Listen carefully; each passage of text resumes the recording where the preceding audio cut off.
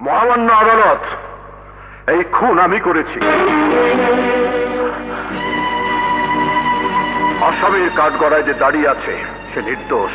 আপনার যা বলার কাঠগড়ায় দাঁড়িয়ে বলুন।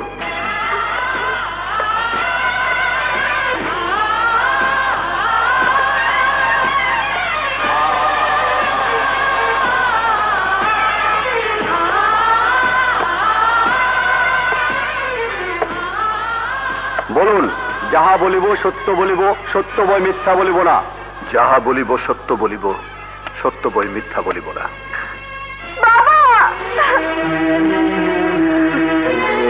Order, order. মহামান্য আদালত, মানুষ যখন সব হারিয়ে অথই জলে ভাসতে থাকে তখন বেঁচে থাকার জন্য অনেক সময় খড়কুটোকে সে অবলম্বন হিসেবে আঁকড়ে ধরে। ঠিক তেমনি আমিও যখন জীবন আর মৃত্যুর সাথে লড়াই করছিলাম সেই মুহূর্তে ফেরেশতার মতো একজন মানুষ এসে করে। কিছুক্ষণ আগে এই কোর্টে যে মেয়েটি আমাকে চিৎকার করে বাবা বলে ডেকেছিল, মহামান্য আদালত, ওই মেয়েটির নাম উর্মি। ওর বাবাই সেদিন আমাকে উদ্ধার করেছিল জীবনের শেষ মুহূর্ত থেকে। উর্মি তখন একেবারে ছোট্ট একটি মেয়ে। ওর বাবা ওকে আমার কাছে দিয়ে বলেছিল আমি যেন ওকে পিতার আদর স্নেহ দিয়ে বড় করে তুলি, কোনোদিন কষ্ট না দেই, এবং বড় হলে একজন সুপাত্রের সাথে বিয়ে দেই। ইওর অনার, সেই কথা মতো উর্মিকে আমি নিজের সন্তানের মতো আদর স্নেহ দিয়ে বড় করেছি। কিন্তু মানুষ যা চায় তা সব সময় হয় না। যেদিন শুনলাম উর্মি রানাকে ভালোবাসে সেদিন থেকে আমার বুকের ভেতর একটি আগুন দাও দাও করে জ্বলতে থাকে। আমি কোনোদিনই রানাকে উর্মির উপযুক্ত পাত্র হিসাবে মেনে নিতে পারিনি। তাই আমি একদিন প্রতিজ্ঞা করলাম রানাকে এই পৃথিবী থেকে সরিয়ে দেব। মহামান্য আদালত, এই সেই পিস্তল, এই সেই পিস্তল যে পিস্তল দিয়ে রানাকে আমি গুলি করেছিলাম। কিন্তু লক্ষ্যভ্রষ্ট হয়ে আমারই এক কর্মচারী মারা যায়, আর সেই খুনের দায়ে রানাকে আমি আসামি করে ফাঁসিয়ে দিয়েছিলাম।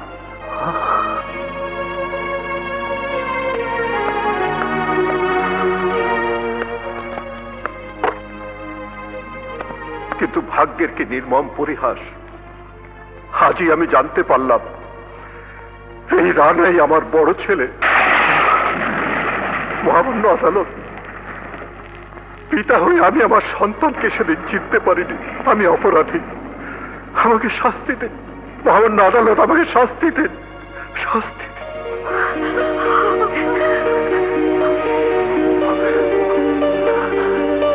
Order, order, order.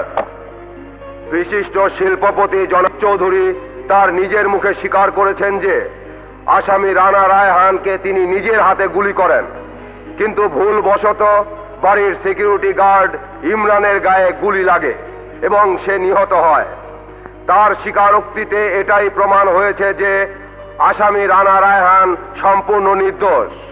সুতরাং এই আদালত তাকে বেকসুর খালাস দিচ্ছে এবং সেই সঙ্গে এই খুনের আসামি জনাব রকিব চৌধুরীকে পুলিশ কাস্টডিতে নেওয়ার নির্দেশ দেওয়া হচ্ছে। কোর্ট আজকের মতো মুলতবি করা হলো।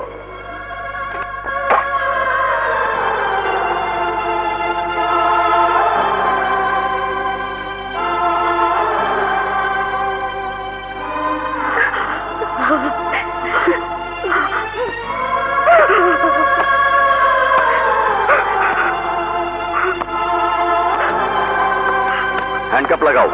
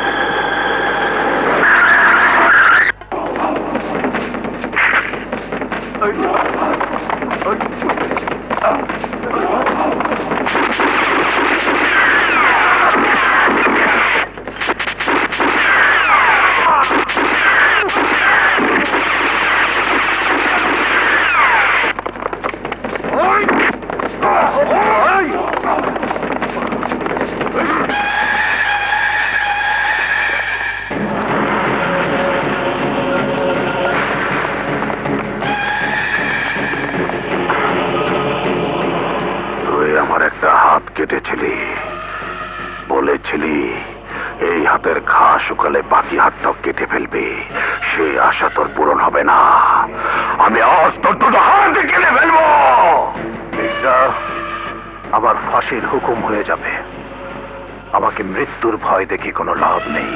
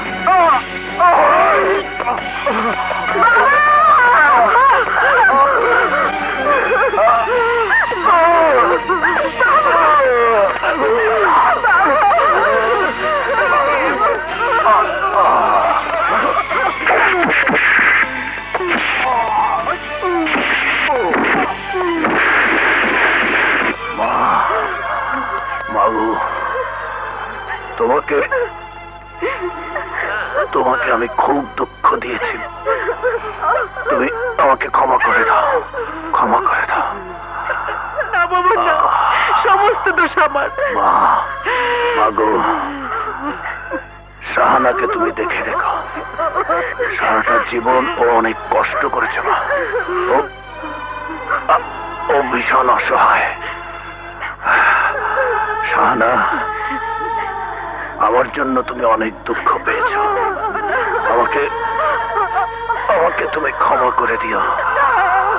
উর্মি, আমি চলে যাচ্ছি মা।